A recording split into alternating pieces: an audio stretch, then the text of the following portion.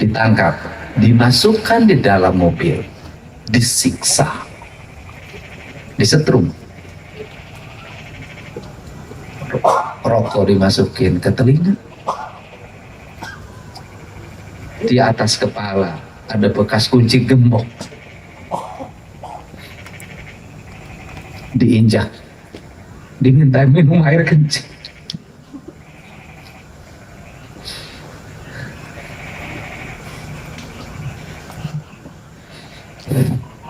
Betul, dia adalah pernah minum ciu.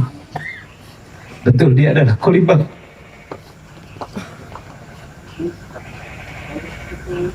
Betul, dia adalah orang-orang hanya lulusan SD, lulusan SMP. Dia tidak bisa membayar pengacara mahal pada waktu itu.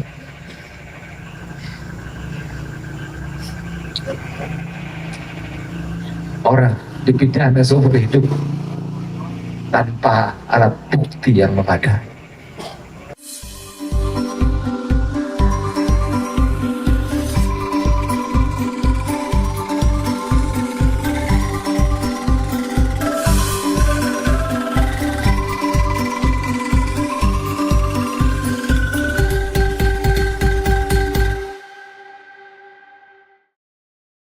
Pertanyaannya adalah, kalau suatu saat musibah itu naudzubillah menimpa Anda, terus tidak ada orang yang menolong, belajarlah hidup untuk peduli.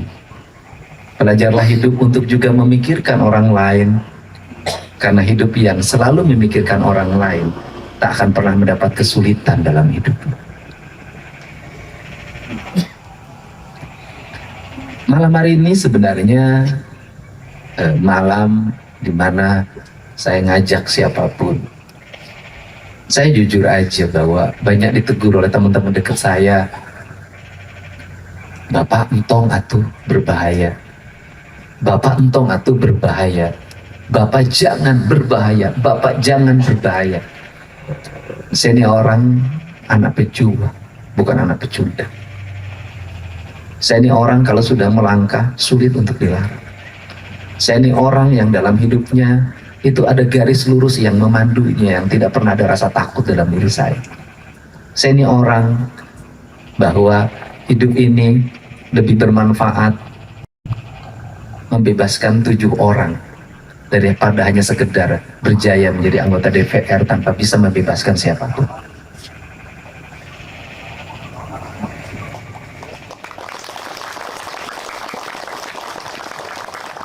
Apa artinya menjadi pemimpin? Apa artinya menjadi apapun kalau kita hanya sekedar hidup di atas SK, dilantik, berpidato dari tempat ke tempat lain dengan penuh kepura-puraan? Tidak ada tuh happy kebahagiaan dalam hati.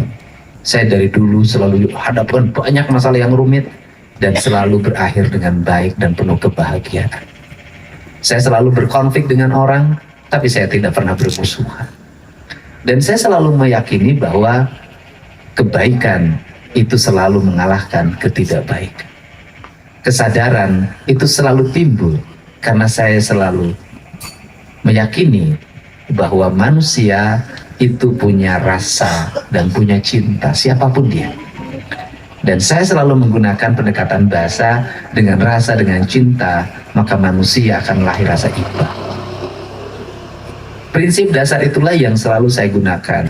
Munculnya film dan orang menganggap bahwa ini ada problem dalam penanganan hukum di kasus Vina.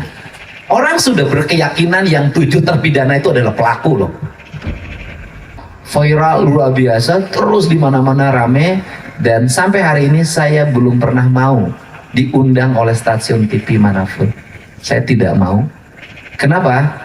Saya tidak mau dianggap mau pansos dengan kasus ini.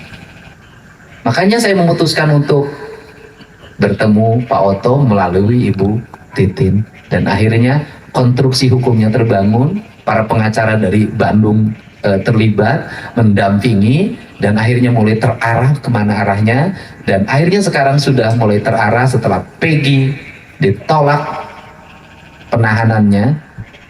Dan akhirnya dikabulkan, dan saya bangga betul sebagai orang Sunda, ternyata yang mengabulkannya adalah Eman Sulaiman. Ternyata Eman Sulaiman memutusnya dengan rasa, dengan cinta. Betapa bahagianya saya bersama teman-teman advokat kalau suatu saat sampai pada masa yang indah, kami menjemput 7 orang yang tak berdosa itu keluar dari penjara untuk kembali hidup normal dengan satu pesan: nggak boleh lagi nanti minum ciu,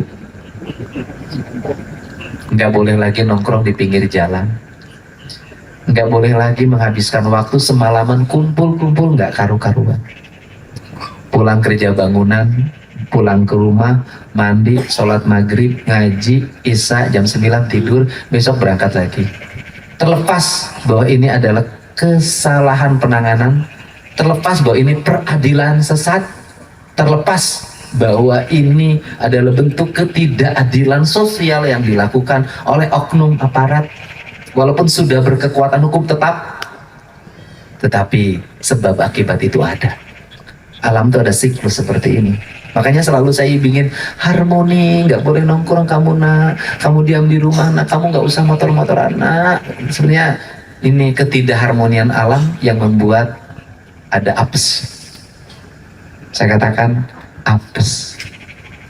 Apesnya itu yaitu kebiasaan nongkrong tuh bikin apes, kebiasaan minum ciu itu bikin apes. Nah ini kebiasaan apes itu, maka saya ketika ketemu Sakatata pagi-pagi untuk merekonstruksi peristiwa bahwa pada malam minggu itu Sakatata tidak ikut urusan pembunuhan dan yang lain pun tidak. Saya menemukan Sakatata jam 9 baru bangun, belum mandi. Temennya itu jam 10 masih tidur lagi. Saya bilang ini kehidupan ini harus segera dirubah. Nggak boleh terus-terusan begini. Nggak boleh lagi. Saya minta Sakatata, ini peristiwa terakhir, kamu jangan apes lagi. Itu juga bagian dari keapesan. Kan apes itu siklus begini energi. Jadi apes itu membawa. Serius saya itu ngomong, apes itu. Janganlah. Dan apes itu kolektif. Karena energi ya. Jadi ini teh energi.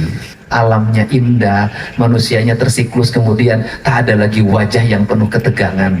Dan saya ingin melihat Sakatata tuh wajahnya, itu wajah tersenyum, bukan wajah tegang seperti sekarang. Ya kak ya? Iya, benar, tegang. Oh, kamu udah senyum sekarang.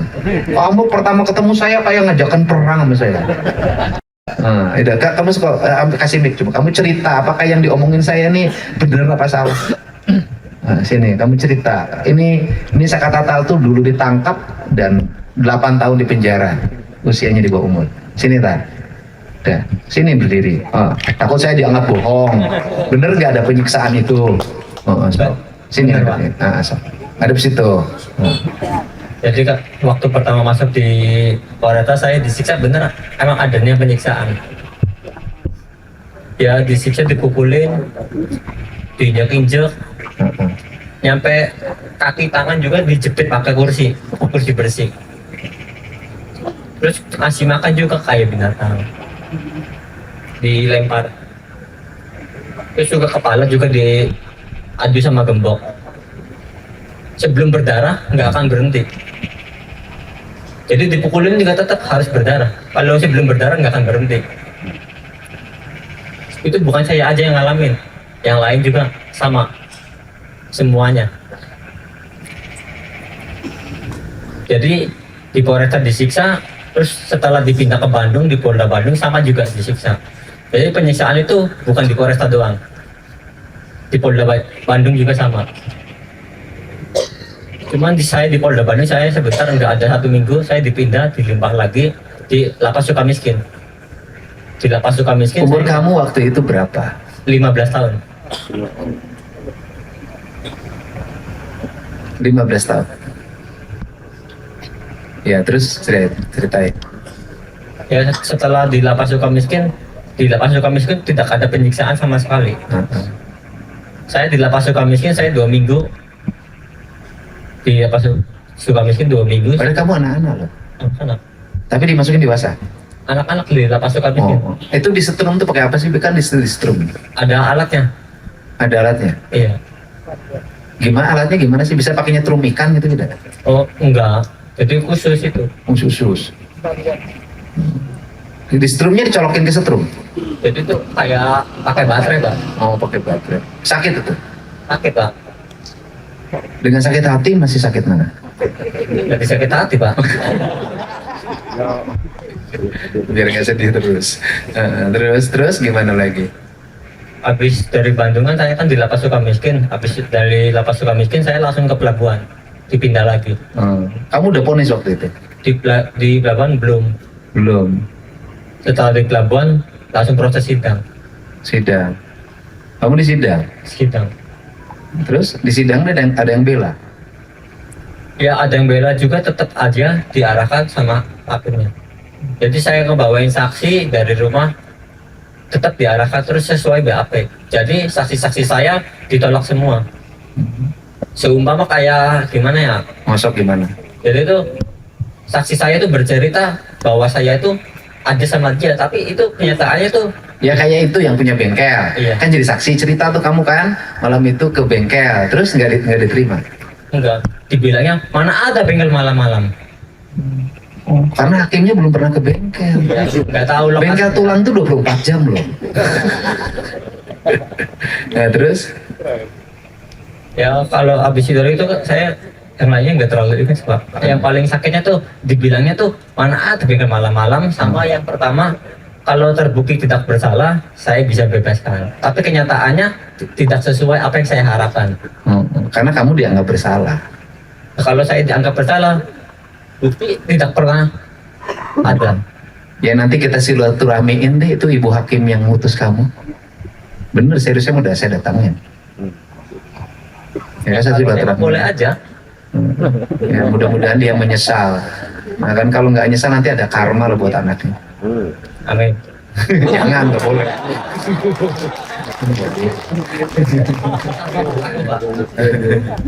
Iya, itu aja. Kamu mau kasih pesan apa buat semua malam ini? Ya kalau saya pribadi saya berterima kasih Bu Titin juga yang dari awal udah membantu saya, keluarga saya, dan sama yang lainnya juga udah pernah ngebantu saya. Saya berterima kasih banget. Saya juga nggak bisa ngasih apa-apa karena saya bukan orang punya. Kamu mau kasih apa? Kamu punya apa yang mau Nggak ngasih? punya apa-apa saya. Oh iya. Nah, terus kamu mau ngapain sekarang ke depan? Ke depannya kalau saya mah ya saya kan nggak sekolah, jadi ya kalau kerja juga bangunan nggak ada lagi. Oh kerja bangunan. Iya. Kerja bangunan tempat saya kamu mau nggak? Ya nggak Dari apa-apa. waktu itu ditawarin kamu nggak mau terus. Ya kan kondisinya Pak. Waduh. Jadi nggak bisa Pak. Kamu kan lulusan apa sih? SD Pak. SD. Kamu sekarang mulai sekarang langsung ikut ijazah paket A, paket C ya? B, terus paket C, ya kan? 5 tahun ke depan kamu nyalon wakil bupati tuh, bupati di Cirebon.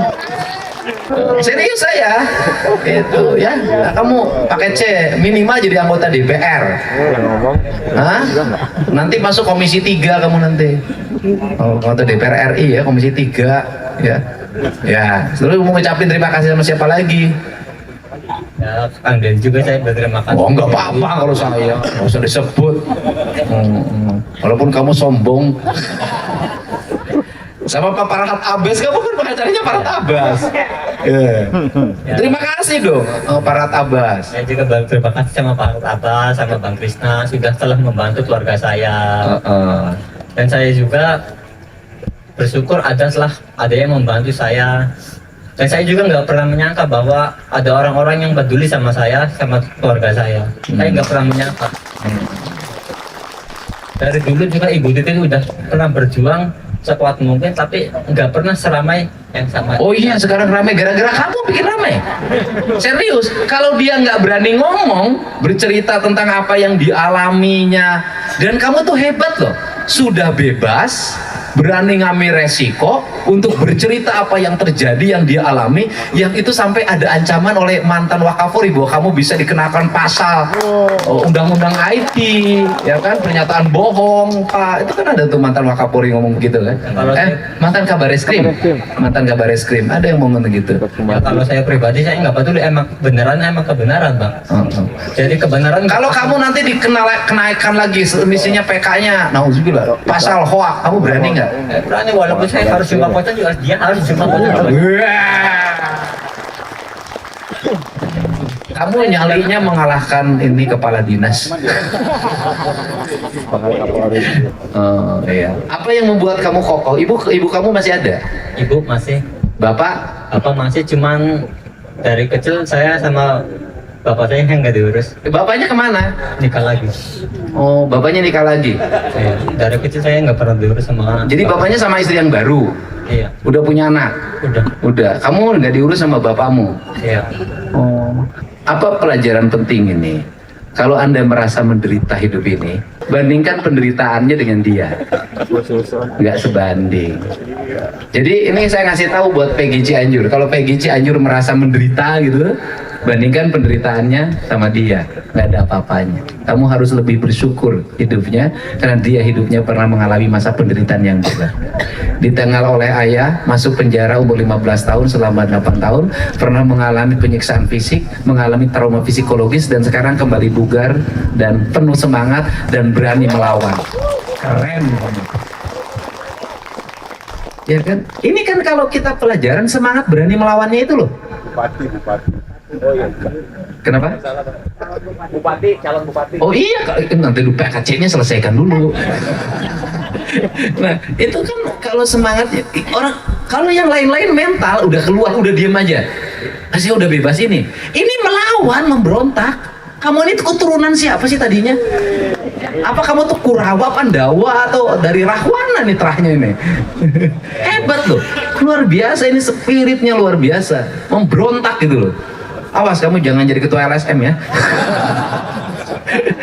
Ya, jadi apa yang membuat kamu kok pengen berontak? Ya, kalau saya pribadi emang saya tidak pernah melakukan apa yang dituduhkan. Bukan, kan udah keluar tinggal di rumah aja, ngapain berontak?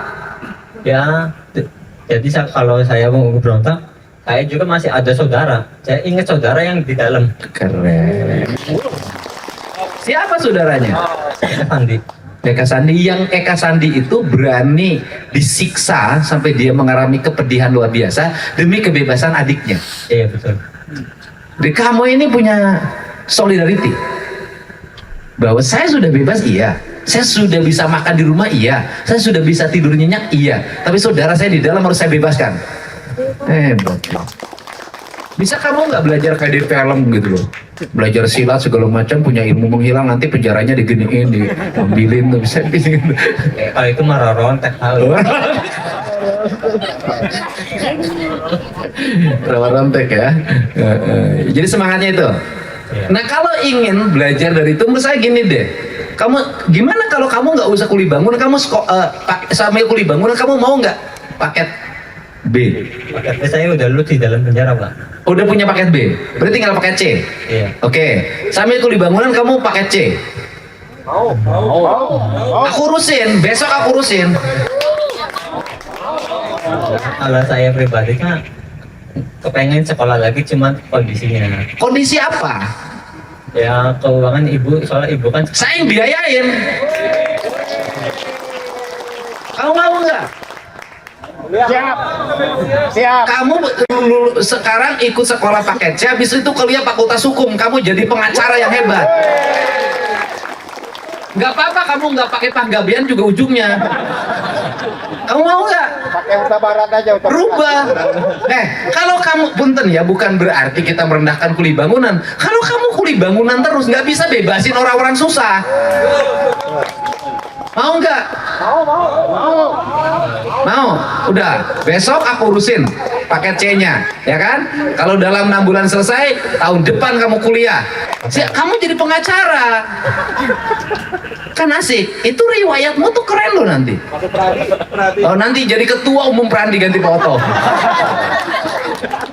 Nanti kan bisa kan 20 tahun ke depan kan bisa. Oke? Oke.